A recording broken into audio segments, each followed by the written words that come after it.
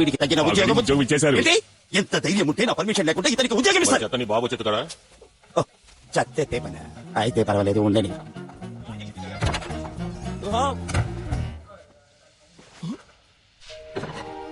నేను నమ్మలేకపోతున్నాను. ఇంతటి బ్రహ్మాండమైన కిచెన్ ఇంతవరకు చూడలేదు. నా పుస్తకం చదివినావుగా, నీ జ్ఞానమును పరీక్షించదు. వారిలో నాయకుడెవరు? అదిగో ఆ పెద్ద టోపీ. సభాష్. మరి ఉపనాయకుడెవరు? అంటే అసిస్టెంటా ఆయన?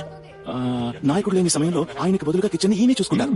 అదిగో అక్కడ కలుపుతున్నారే, ఆయన నాయకుడికి కుడి భుజం. ఇదిగో ఇక్కడ పిండి కలుపుతున్నారే, ఈయన ఎడం భుజం. తర్వాత బిర్యానీ మాస్టర్, స్టోర్ కీపరు, నీవు తెలివైన వాడివే. సరే, అతను ఎవరు?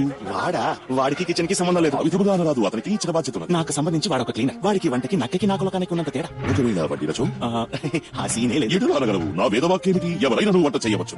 అవును, మీరు చెప్పింది కరెక్టే. కానీ వాడు చేసే పనికి దీనికి ఏ సంబంధం లేదు. అటునలా అది ఏమీ తనకు ఆటంకముగా లేదే. చూడుము, ఏం వేస్తున్నాడు అందులో? పోయింది పోయింది పోయింది పోయింది, అంతా పోయింది.